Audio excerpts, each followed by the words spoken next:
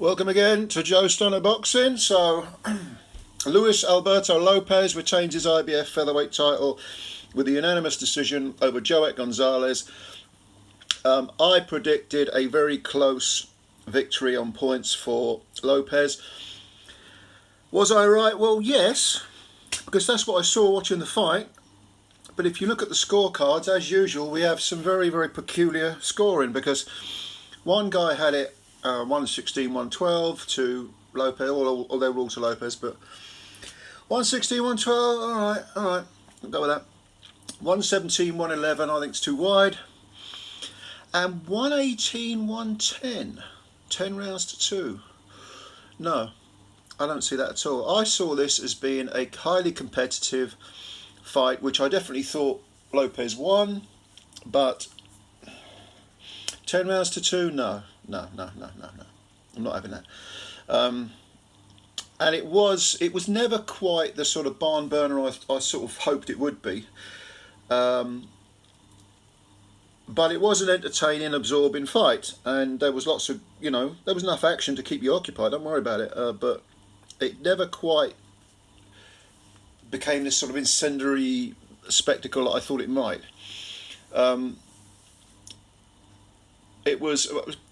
Going into the fight, Luis Alberto Lopez was the favourite. He's on a roll. He knocked out Mick Conlan in his last fight. Prior to that, he was in Britain, beating Josh Warrington, taking the title. So he's a road warrior, definitely. And 28 wins, 2 defeats. Both defeats were on points. Only 16 KOs, but with more power than perhaps that record suggests. He's 30 years old now, orthodox fighter. Gonzalez, coming in, was 26 wins and 3 defeats. 3 defeats were on points. And I think one of the reasons I thought this might be a real knockdown, drag-him-out fight is because Gonzalez, this is his 3rd attempt at a world title. And I thought he's going to really want to leave it all in the ring. He's only 29 now, so he might get another attempt. But 2 fights ago, he lost a split decision to Isaac Dogbay. Then that was in 2022. Earlier this year, he beat Enrique Vivas on a 10-round decision. Vivas had a 22-2 record coming in, so not a bad win. But I thought Gonzalez is going to let it hang out. This is his 3rd time. He's not going to leave anything in the ring. And in fact, after the fight, he was very down on himself. He said when it was announced as a win for Lopez, Gonzalez didn't complain. In fact, afterwards he said, it was a bad performance by me, a very bad performance. And was it a bad performance? Well, I think in an awful lot of these rounds he just did enough to lose. I think he wasn't busy enough. At times he was coming forward and he was letting some very sort of long, powerful punches go, but there wasn't the consistency there. And Lopez was the guy who seemed to me to have the heavier hands, although neither man was really hurt in the fight, and was able to sort of have the last word in exchanges, perhaps. Also, Lopez is quite underrated at using his feet. He was sort of skipping out of range and keeping Gonzalez's attacks long. Like the punches there were a lot of long punches being thrown. I don't know whether Gonzalez was perhaps a bit wary of Lopez's attacks or heavy hands or whatever the reason was. There were periods of inactivity, and like I say, neither guy was really hurt during the fight, but Lopez, I felt, was the guy bossing it a bit more. And maybe that's why the two scorecards were wide, because maybe the judges felt, well, one guy isn't winning by much, but he just looks like he's got the edge. So a lot of the rounds were close, but the fight wasn't. I mean, you can get that sort of scenario.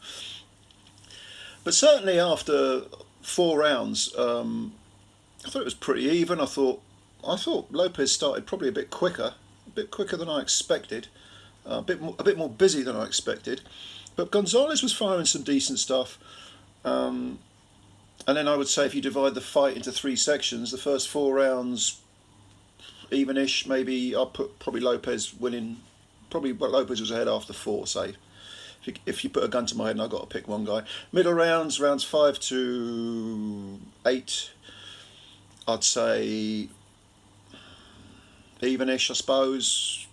Maybe Lopez edging it. In the last 4, I thought Gonzalez did a bit more. I thought he was a little bit more accurate, and he seemed to find a rhythm a bit more. But again, he wasn't firing enough punches, and these guys were very evenly matched.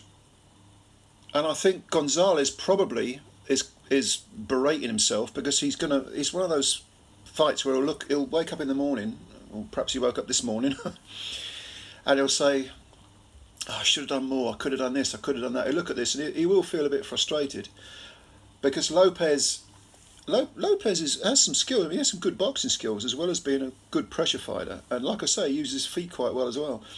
I feel he just kept Gonzalez guessing a bit and kept him resetting a bit too much.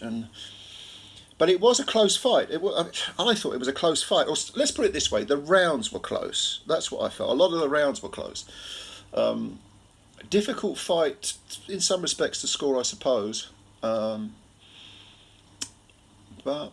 yeah, I mean, I can't argue with a Lopez win. I can't argue that Lopez deserved the nod. Gonzalez, like I said, he's 29. He can go back, but he's got to learn from these close decisions. I mean, a split decision against Dogbe. Now he's lost a unanimous against Lopez. Prior to that, I mean, he went the distance with Shakur Stevenson. This kid's got some durability, and I just feel that he will look at this and he will think. He lost a unanimous decision to Emmanuel Navarrete. Navarrete's a big output, high octane sort of pressure fighter. Doesn't mind. He's not difficult to find necessarily, but he'll outwork you and he'll outfight you. And I think 2 of the cards in that were quite close. So Joet Gonzalez does seem to have the raw materials, the ability, the talent to press these top guys, to make things difficult for them, to keep them on their toes. But maybe it's mental. Maybe there's something mental, because I think this was a winnable fight for him. But Luis Alberto Lopez, this is his second defence. Previous 2 fights one was in Northern Ireland, one was in England. Now he's in America. A real road warrior. Can't knock him at all. He's got that belt and he's making the most of it. Unifications maybe. Yeah, why not? Why not? I mean, I think Lee would be or the winner of Warrington, Lee Wood, bring him back over to Britain. Lopez, you might have an interesting fight there. But yeah, have a look at this fight if you can find it. It was top rank. It was a top ranked fight. This was the headliner on a top ranked card. It was in the early hours of UK time, Saturday, so it was on. I think it was in Corpus Christi. Was it in Corpus Christi, the fight? I think it was, yeah, in Texas, Corpus Christi. So it was Friday night. But go and have a look at it and tell me what you think, because I find this fight strangely unsatisfying, even though it wasn't a boring fight. I'm not really sure what to think about their respective performances, who could have done what, who could have done more. But I definitely think Lopez deserved to win. So have a look at it, tell me what you think. Yeah, comments below as always, subscribe to the channel if you're new, and hit the like button as well. That's a great help to us. And spread the word about Joe Stone Unboxing. Yeah, let me know what you think. I'm curious to know. Bye for now.